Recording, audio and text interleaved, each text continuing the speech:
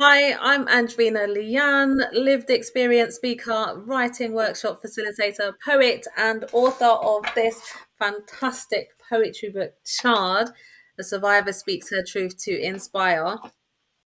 Hi, I'm Zara. I'm a research assistant at the Centre for Society and Mental Health, and I co-led this project with Georgie. Hi, my name is Georgie, and I'm a postdoctoral research associate at the Centre for Society and Mental Health. And I was co lead or co coordinator for the Not My Shame project. And we worked together with Zoe Thompson from Sweet-Thang Zine, Evie Muir, who is a freelance writer who wrote a beautiful essay that was in the zine. And we also worked together with Emma and Michelina and Fiona from the Maya Centre. The Not My Shame project was a creative collaboration between researchers at King's College London, as well as artists, and the Maya Centre, which is a community-based charity that works with women. And it focused on empowering survivors of violence and abuse through a self-care based lens. Um, and the aim was to shift the narrative from blaming the victim and realize and acknowledge that the societal culture of shame stops them from seeking help and support.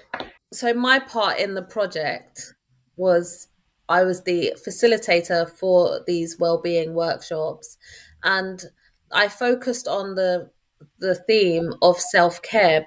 Self-care encourages you to maintain a healthy relationship with yourself so that you can transmit those good feelings onto others. And as a survivor of childhood sexual abuse myself, and the shame that I've experienced throughout my life, I wasn't able to focus on self care. Like, self care was the last thing that I implemented. I didn't even acknowledge what it was for many years because of the shame that held me from actually putting myself first. So that's the reason why I created the workshops around the self-care wheel, which was created by the Olga Phoenix project in 2013.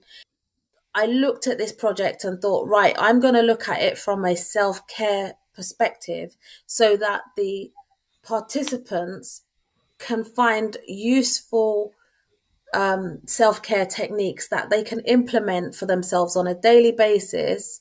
And over time, that will reverse whatever shame that they feel or that they have felt over the years. Because when you're not focusing on self care and well being, you can't implement the well-being initiatives for yourself. If you think about shame, then we think we don't deserve any sort of self-care. Do you know what I mean? So that's why I looked at it from that angle. It was kind of like to flip the shame on its head and focus on well-being. And it was through that I looked at the wheel and I thought, right, we're going to separate this into weekly digestible chunks where we can be creative each week. I gave them different writing prompts. So it was always creative and there was always a lot of contribution from the participants. It was a very interactive workshop each week. The thing that I established early on in the first week is that because we are all queer survivors of color, there was a lot of discussion in the room about self care not being accessible to us.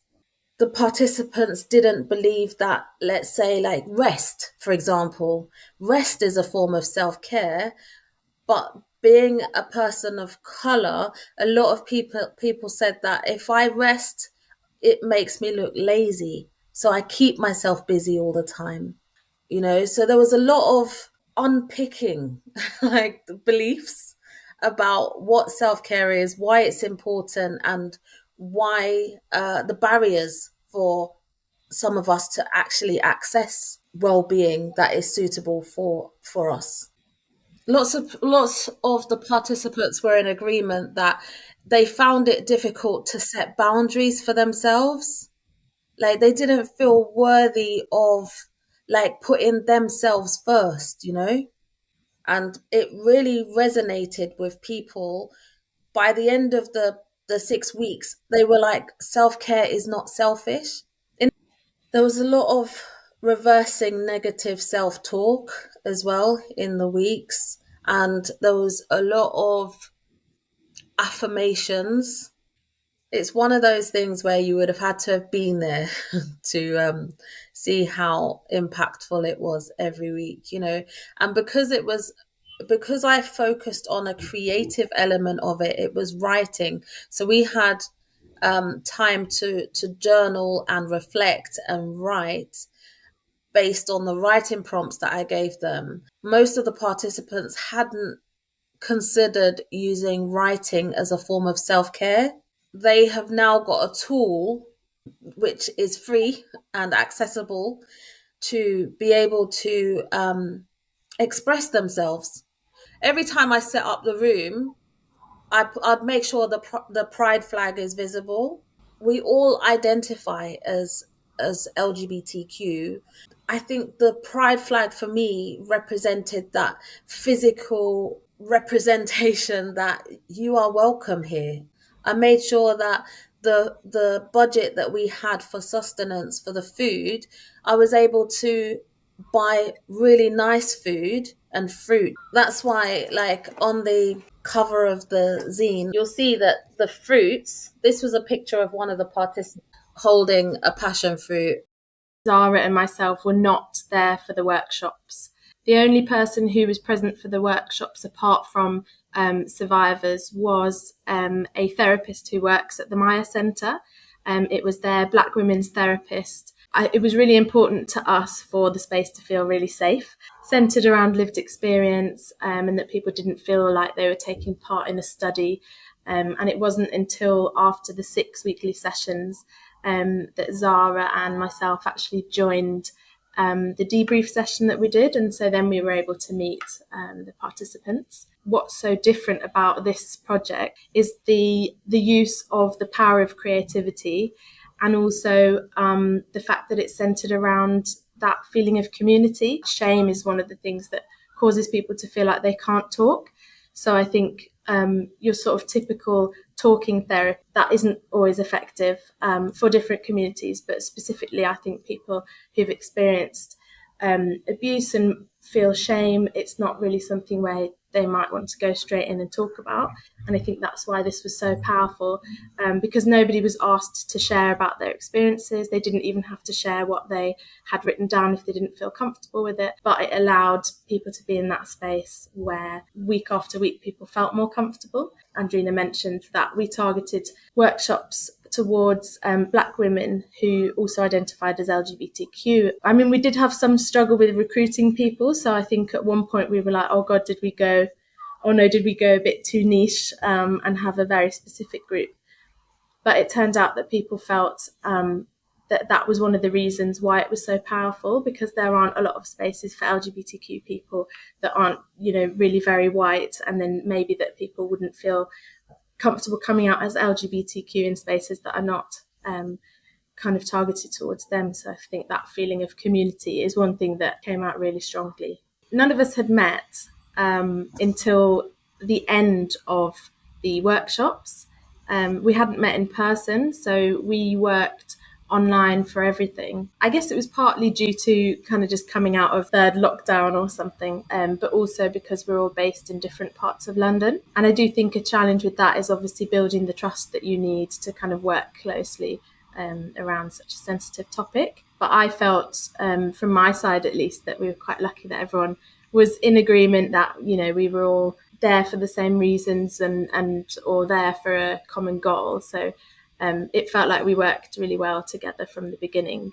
But when we then did meet in person, which was at this debrief session, it was the first time that Zara and I met the participants, but also the first time that we met Andreena and some of the other people we were working with. For me, it really elevated that kind of feeling, I guess, that strong sense of purpose towards the study. The Muir Centre contacted me a few months ago to say that they would like me to facilitate some self-care wellbeing workshops for the people who were not who didn't fit the criteria.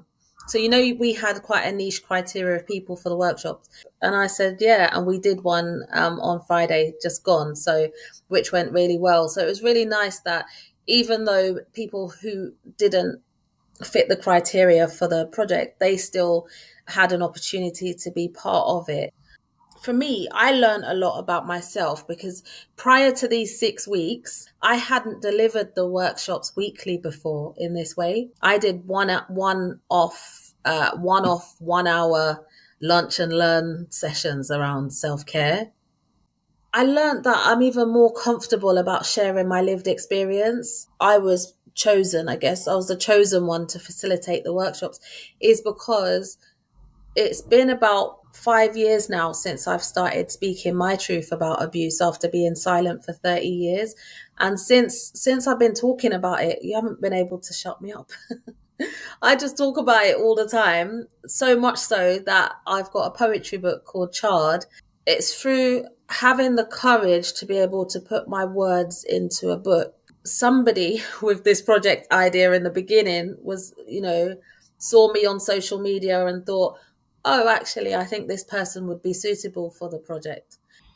The courage that I've gained from speaking my truth, I'm able to encourage other people to speak and write their truth as well. So, what I really liked about the project was that I was coming from a lived experience perspective. Like, there was no hierarchy in the session. Yes, we had a therapist, and I think that was brilliant.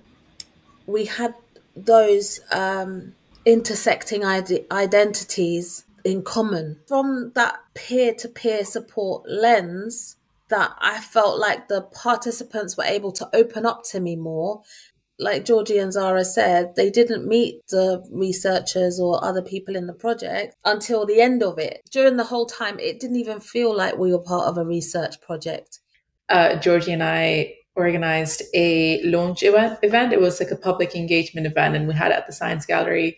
And as part of that, we had an idea that we would have participants come and maybe read out poetry. And when we were putting this together, I think neither of us were too sure if anyone would sign up for that, if they would come forward and read out the poetry. But we had 3 out of 4 participants come and read out these amazing pieces of work that they've written themselves following the workshops with Andreena. And I think that's just such a important thing to acknowledge, that writing really played a role in this and sort of their self-care journeys. If you think about the fact that Andreena is going on working with the Maya Centre now to do further workshops, that's incredible that that's able to happen. One of the things that we are still doing is doing a kind of evaluation of the workshops and the way that we worked together. So we do have feedback forms that everyone completed, and we're planning to still do feedback interviews so that we can get a better idea of how things worked and really maybe how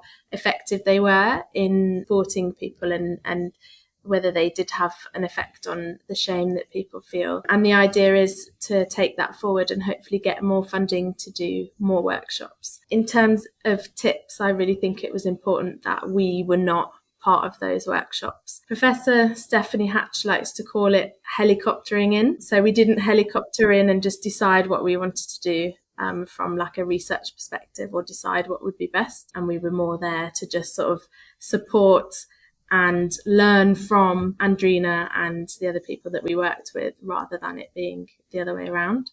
3 tips for a successful collaboration: good communication, making sure that everyone in the project feels valid and heard. We had a healthy budget to be able to provide sustenance and stuff like that. If you want to know more about the project and read sort of more up on who was involved and more on the workshops, we have a project page that has all those details. It also has a link to the zine in an online format that was created by Zoe from Sweet-Thang Zine. We also have a blog post that shared more details on the public engagement event and how that went. So if there's one message that I'd like to pass on, is that self-care is not selfish. Us survivors need to work on our well-being in order to thrive. make sure you go and check out the zine that was part of this project that was designed by the lovely Zoe Thompson. I would like to thank everybody involved in the project, especially the participants who were just so inspiring.